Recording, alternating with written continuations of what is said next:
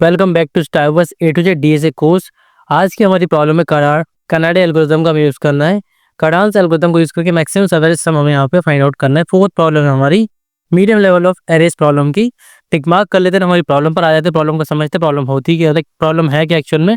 हमें क्या करना है, एक सवेरे फाइंड आउट करना है जिसका सम जो हो मैक्सिमम हो। ठीक है, सो ये मैक्सिमम सम सवेरे हम कैसे फाइंड आउट कर सकते हैं उसकी बात हम यहाँ पे करेंगे। तो हम यहाँ पे इस एग्जाम्पल को यहाँ पे कॉपी एंड पेस्ट करते हैं। ठीक है, ये हमारे पास में कोई एरे दिया हुआ है, इस पर हम कनाडा इस एल्गोरिथम का कनाड्स जो एल्गोरिथम है उसको परफॉर्म करके देखेंगे कि एक्चुअली में ये एल्गोरिथम होती क्या है, कैसे परफॉर्म की जाती है, ये सारी चीज़ें हम यहाँ पे समझ रहे होंगे। सो ऐसे करके हमारे पास में कोई एरे आ रहा होगा, हमको क्या करना है, मैक्सिमम सम फाइंड आउट करना है। तो कनाडा एल्गोरिथम क्या बोलते हैं, लाइक बेसिकली अगर आप बेसिक लॉजिक की बात करेंगे, ब्रूट फोर्स अप्रोच की बात करेंगे, तो यहाँ पे हम क्या लगा सकते हैं, डबल लूप लगा सकते हैं। ठीक है, ये एक आई यहाँ से रन कर रहा होगा, जे यहाँ से लेके यहाँ तक रन कर रहा होगा एंडिंग तक, ऐसे करके हम एक लूप रन करा सकते हैं। ठीक है, बट वो क्या हो जाएगा, नेस्टेड लूप वाला कॉन्सेप्ट हो जाएगा। लेकिन यहाँ पे ऑर्डर ऑफ एन में अगर हमें सॉल्व करना है तो कनाडा एल्गोरिथम हमारे पास में होती है। ठीक है, तो अभी कडास एल्गोरिथम जो होती है वो कैसे वर्क करती है, वो बोलती है कि आप एक काम करो, एक सम वेरिएबल ले लो। ठीक है, ये सम वेरिएबल ले लिया, इनिशियली ये 0 है हमारे पास में, एंड हमें करना क्या है, यहाँ पे सबमिशन करते हुए जाना है। एंड यहाँ पर एक मैक्सिमम वेरिएबल ले लेंगे, एम नाम से ले लिया मैंने सपोज।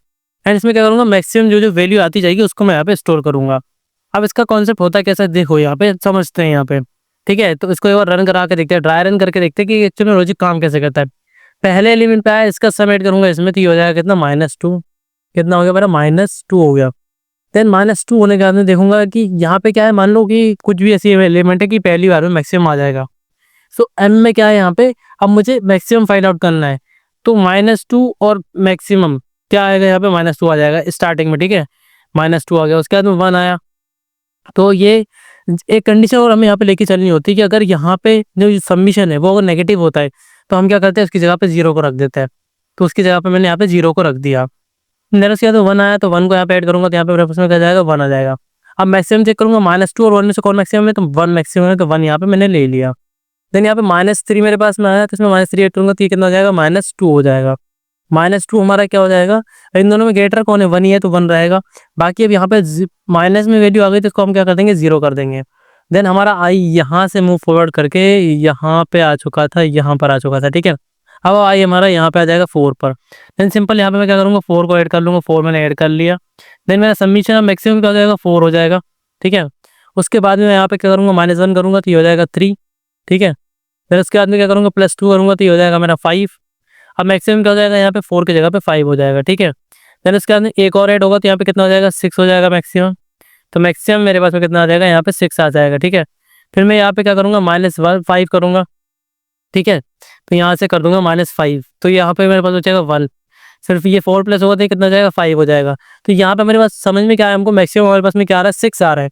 हमको कनाडा एल्गोरिथम में एक चीज समझ में है कि हमें करना क्या है, स्टार्टिंग से लेके सारे एलिमेंट्स को ऐड करते हुए जाना है, जहाँ पे भी सम नेगेटिव हो रहा है हमें उसको सम को 0 कर देना है। ठीक है, एंड साथ में हमारा जो मैक्सिमम है उसमें हमें हर बार मैक्सिमम लेते हुए जाना है कि इस बार जब भी सम आए करंट सम में से मैक्सिमम सम फाइंड आउट करते हुए जाना है। कैसे करना है, हम यहाँ पे कोड समझ लेते हैं अब उसका।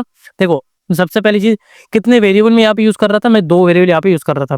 पहला वेरिएबल सम के लिए यूज कर रहा था, सम को 0 से असाइन कर दिया मैंने। एंड दूसरा वेरिएबल यूज कर रहा था मैक्स। ठीक है, तो मैक्सी नाम से इसको हम रख लेते हैं। देन इसको हम रख लेते हैं इंट अंडरस्कोर।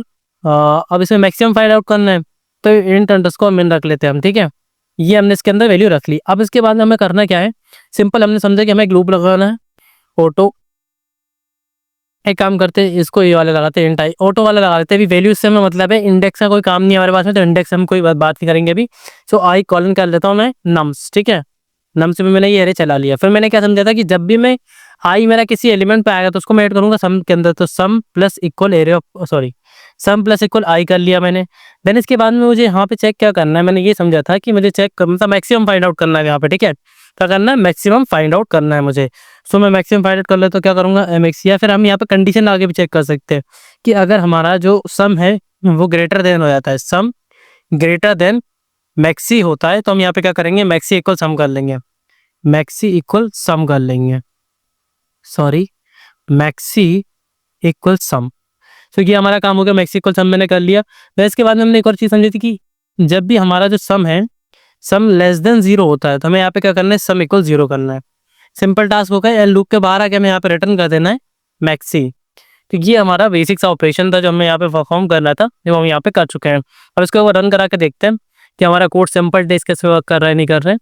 सो टेस्ट केस अभी प्रोसीड हो रहा है हमारा, ठीक है। देखते हैं रिजल्ट क्या आता है इसका।